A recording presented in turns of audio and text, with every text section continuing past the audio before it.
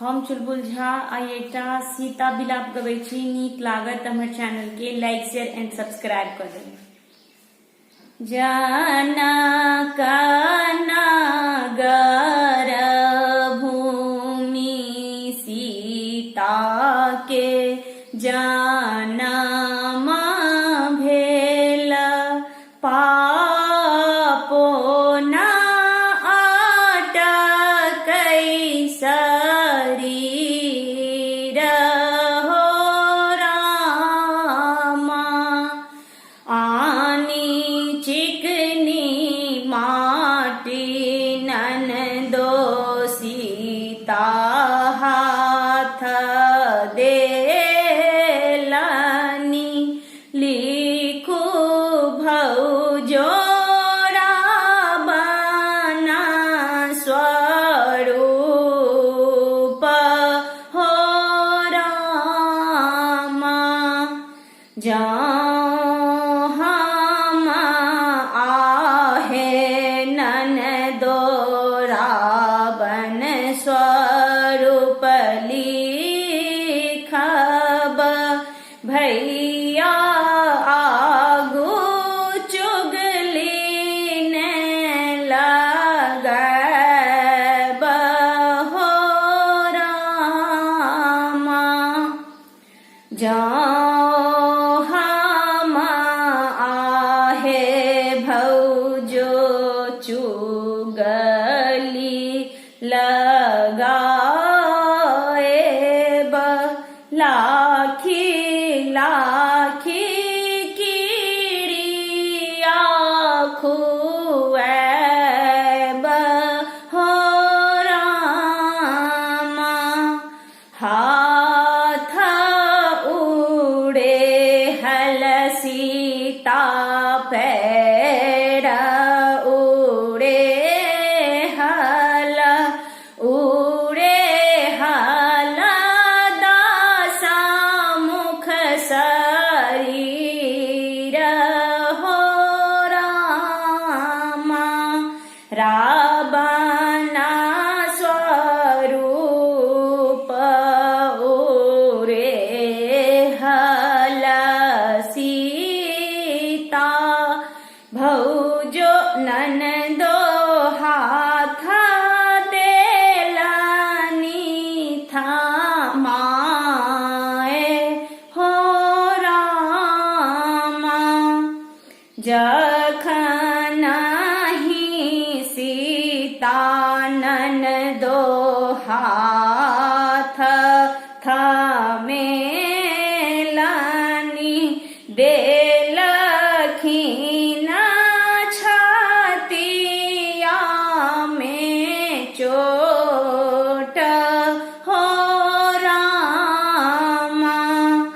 जखन ही सीता ननदो हाथ देलनी। मारलनी छातिया में चोट हो रामा। मचिया बैसल तोहे राजा दशरथ जी। देखो पिता सीता के चरित्र हो रामा। पलंगा बैसल तोहे मातु कौशल्या। देखो माता सीता के चरित्र हो रामा। सभा बैसल तोहे रामचंद्र भैया। देखो भैया सीता के चरित्र हो रामा।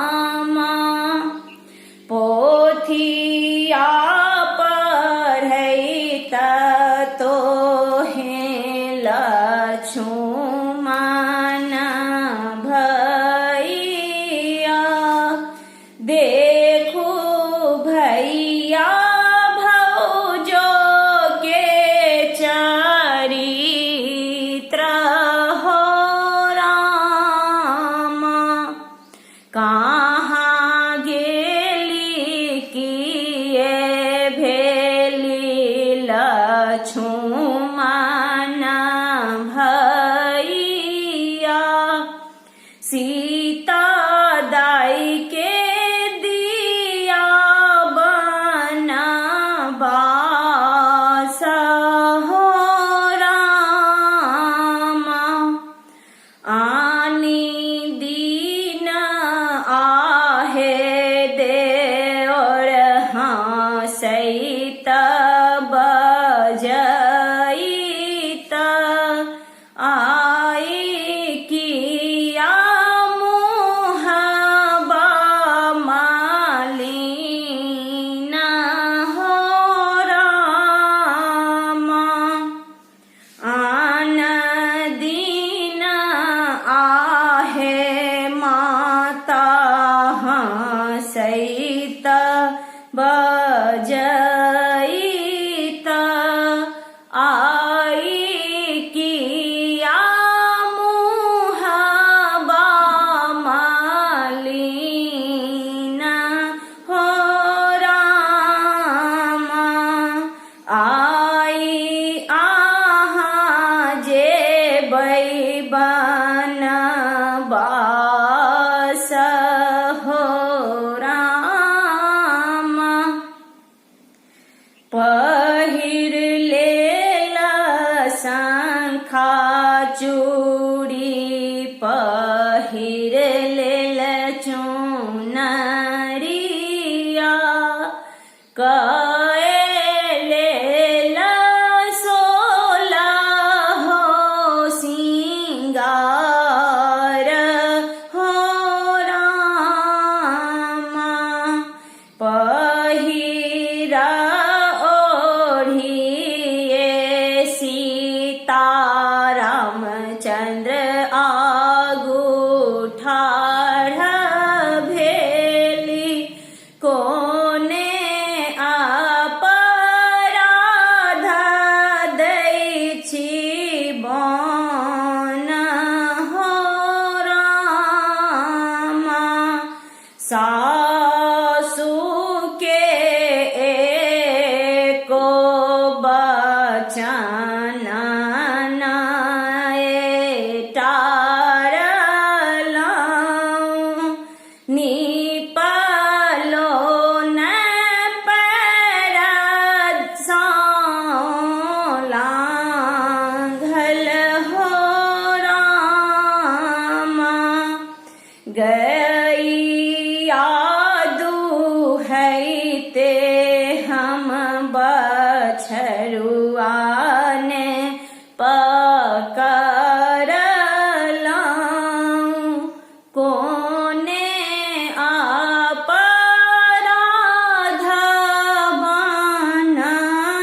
बनवास हो रामा नहीं हम आहे स्वामी सेवा में चूकलौं किए हमरा दै छी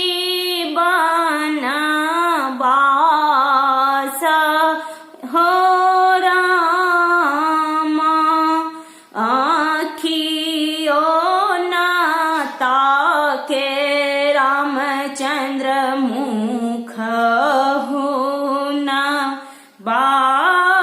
बाजय सीता मुख परल उदास हो रामा फोरी लेला शंखा चूड़ी उतारी लेल चुनरिया उतारल सोलह हो सिंगार हो रामा कहाँ गेलौं किए भेलौं सासु को कौशल्या अढ़ाई मासक गर्भ लेने जाई हो रामा। एक मुट्ठी सरसों सीता खोइछा लिया। छिटैते छिटैते बना जाई हो रामा। गोड़ लागू पैया परु धरती है माता। जनमाए देव सरसो गाछ हो रामा।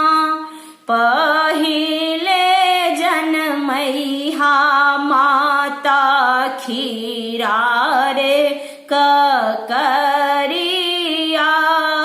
तखना पुरैना केरा पात हो रामा। अही बाटे घूरत लक्ष्मण देओरबा। अही ठामा करत बिसराम हो रामा। एक कोस गेली सीता दुई कोस गेली। तेसरे में लागल पियास हो रामा। कहाँ गेली किए भेली लक्ष्मण देओरबा। चूरू भरी पानिया पियाऊ हो रामा। नाई छै हटिया नाई छै बजरिया। नाई छै पोखरी इनार हो रामा। दाही नाही पैर सीता धरती धमकाओल। बही गेला सुर साड़ी धार हो रामा। एक घोट पीलन सीता दुई घोट पीलन। तेसर घोट आलसनींद हो रामा। होई है गे होई है ननदी घर